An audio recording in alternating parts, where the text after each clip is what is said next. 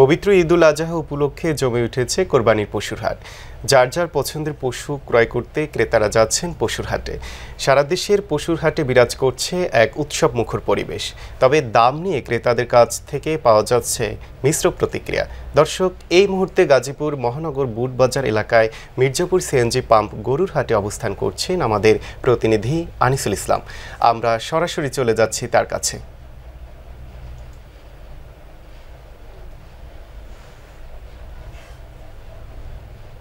আনিসুল, আপনি কি আমাকে শুনতে পাচ্ছেন? জি রিয়াজ, আমি আপনাকে শুনতে পাচ্ছি।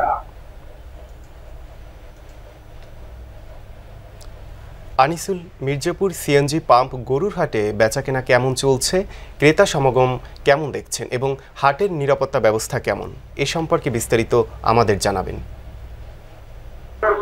জি, যেমনটি বলছিলেন, আমি এই মুহূর্তে রয়েছি গাজীপুরের বুটবাজার এলাকায় মির্জাপুর সিএনজি পাম্পে একটি বিরাট গরুর হাটে।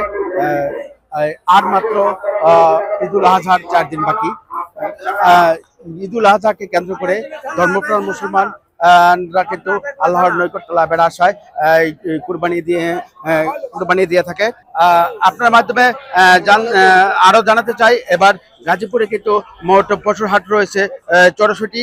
তার মধ্যে অস্থায়ী পশুর হাট রয়েছে 62টি এবং স্থায়ী পশুর হাট রয়েছে 22টি। গাজীপুর সহ আশেপাশের বিভিন্ন গরুর হাট থেকে কিন্তু গরু বিক্রেতারা তাদের গরু এবং ছাগল নিয়ে আসছে এই গাজীপুরের পশুর হাটগুলিতে। ইজারাদার যারা আছেন তাদের সঙ্গেও কিন্তু আমরা কথা বলেছি। তারা গরুর হাটের নিরাপত্তা রক্ষায় কিন্তু সিসিটিভি ক্যামেরা দ্বারা পশু হাটটি বেষ্টন করে রেখেছে এবং একই সঙ্গে কিন্তু নকল ও জাল টাকা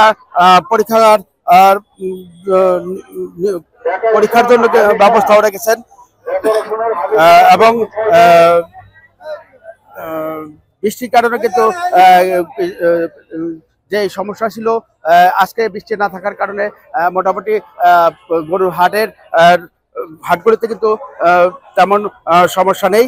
এই যারা কিন্তু আরো বলেছেন আমাদের, যারা বিভিন্ন জেলা থেকে বা আশেপাশে থেকে জেলা থেকে ব্যবসায়ীরা এসেছেন, তাদের থাকার জন্য কিন্তু সুন্দর সুব্যবস্থা করেছেন।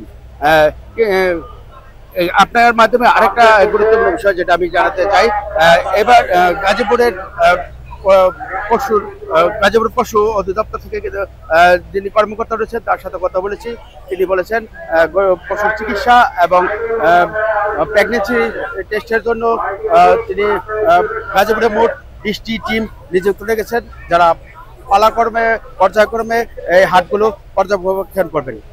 এই ছিল গাজীপুর থেকে পশু হাট নিয়ে আমার কাছে সর্বশেষ সংবাদ। জি আনিসুল, আপনাকে ধন্যবাদ।